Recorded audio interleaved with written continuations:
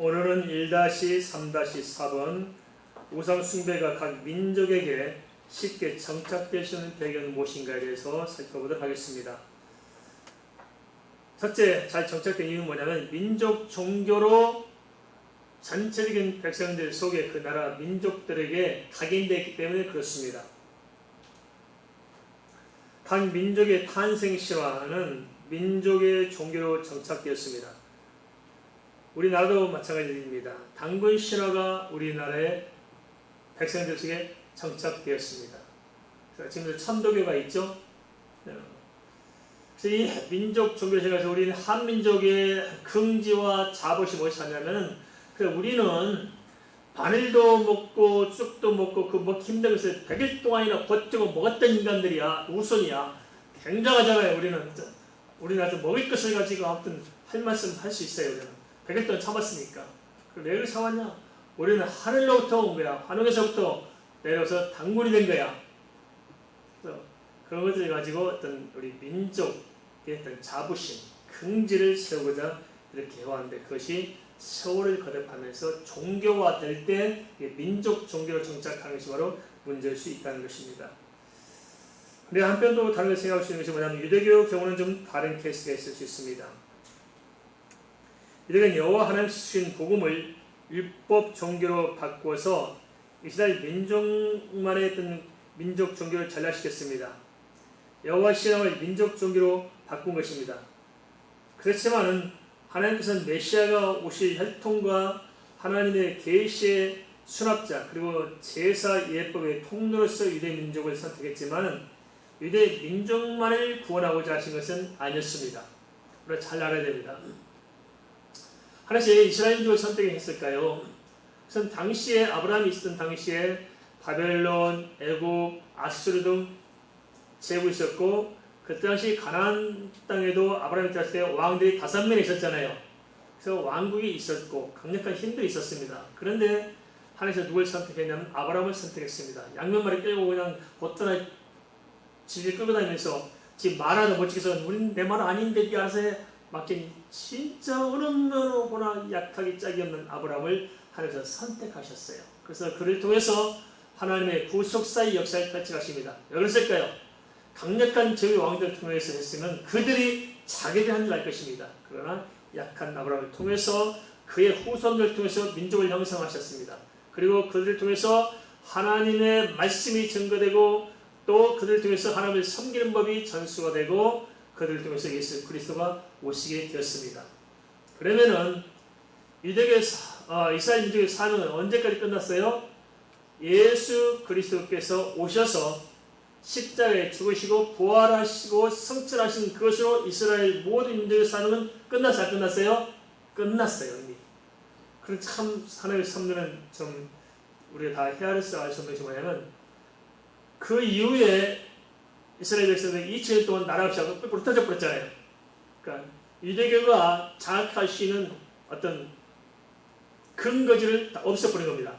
그래서 예수 그리스도의 복음을 가지고 증거하는 전도자들이 전 세계를 나가서 복음을 전할 수 있는 것으로 역사의 물꼬를 하나님께서 바꿔놓으신 것입니다. 그렇지 않았다면 유대교가 다 틀고 앉았었다면 굉장히 심각한 문제가 있었을 거예요. 근데 지금도 유대교 사람들은 자기들 중심의 민족 종교를 가지고 붙들고 있죠. 그 사실을 좀 알았으면 좋겠다 싶습니다.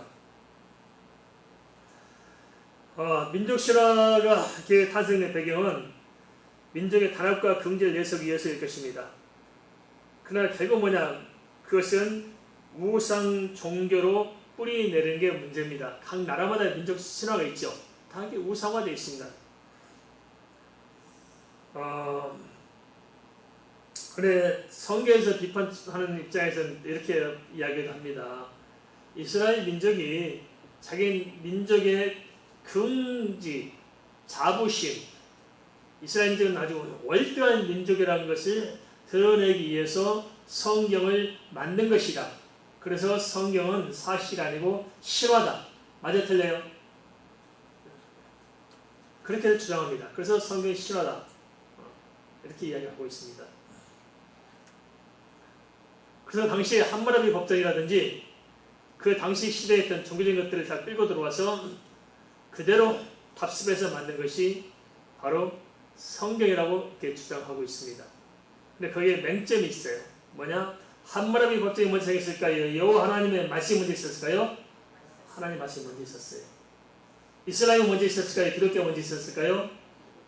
기독교가 먼저 있어요. 그러면 이슬람이 성경을 많이 본따가지고 기록했어요. 그럼 기독교 성경은 이미 100년 안에 다 완성됐고 고라는 600년 이후에 기록되기 시작했죠.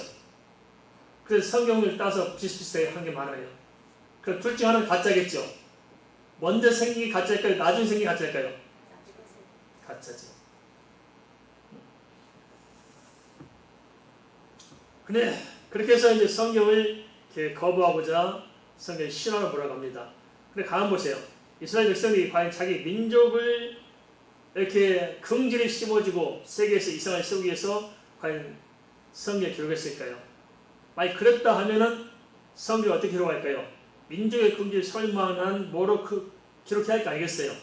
하다못해 뭐 우리 조상은 뭐 100일 동안 뭐 쑥과 마늘을 다 버티면서 먹고 살아남은 민족이다. 뭐 해야 할 거 아니겠어요?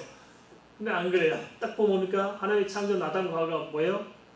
별것도 아닌 이게 배만 많은 걸 속아가지고 하나님을 배신때려요. 그 다음에 유다 보세요. 며느리하고 그렇게 처해가지고 자식을 낳아버렸네. 루벤은 뭐 어떻게 세상에 아버지의 첩하고 썸씽을 갖고 웃긴 짓을 벌려요.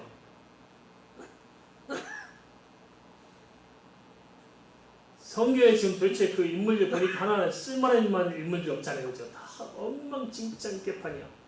그런데 자기 민족의 긍지를 세우자 그런 사실을 기록할까요? 아니에요. 그럼 이 성경 누가 기록해? 그렇게 할 수밖에 없는 이유는 성령께서 인간을 구원하시고자 기록했기 때문에 그렇게 기록할 수밖에 없습니다. 왜 그럴까요? 모든 성경은 사람들로 하여금 성경 읽으면서 뭘 깨닫게 하냐면 자신의 죄를 보게 만들어줘요. 그래 안 그래요? 성경 읽다 보면 내가 지은 죄가 나와요 안 나와요? 나오죠? 대답 없는 분들이 더 문제예요. 얼마나 많은 대답을 못하겠어요. 그죠? 다 걸리죠. 상식 1장 1절부터 시작해서 여기 끝장까지 다 걸리죠? 사람이 다 걸리면 많아. 그럴 때 어떻게 합니까? 오라 나는 공고한 사람이로구나. 이 사망의 순간을 건져내랴 우리는 탄식할 수가 없어요. 율법에 부딪혀서 우리 죄를 깨닫고 우리 어찌할 수가 없는 거야 이 상황에서. 그럼 어떻게 해야 되느냐? 가로되 주 예수 그리스도를 믿어라. 그래야 나와 나 집이 보라되리라. 진리를 알지니 진리를 자익하리라. 이 율법의 이 법에서 죄와 사망의 법에서 성령의 법이 해당시켰음을 로마서 8장입니다. 1절부터 깨닫게 하는 것입니다. 그래서 우리가 죄를 깨닫고 엎드리도록 성경을 기록했기 때문에 하나님의 전 구속사 역사적 관점에서 기록됐기 때문에 이런 일이 기록된 것입니다. 이런 걸 통해서 볼 때 성경은 사실임을 알 수가 있습니다. 우리가 만일 종교 교주가 돼가지고 경제를 기록한다면 이렇게 기록할까요? 우리 멧돼지 할머니는 바람피다가 언니를 생겼고 우리 멧돼지 할머니는 세상에 시아버지가 어떻게 가지고 이렇게 썸찍게 생겼고 우리 조상 누구누구는 세상에 짝은 어머니하고 바람 나가지고 제 아버지 앞에서 이렇게 하다 이렇게 했고 쓸까 안 쓸까요? 못 써요. 이렇게 쓸 수 있는 이유는 하나님 인간의 죄를 정확하게 징계하고 깨닫게 하고자 쓰셨습니다. 그래서 역사적으로 성경은 사실입니다. 믿습니까? 오늘 여기까지 하고 마치겠습니다.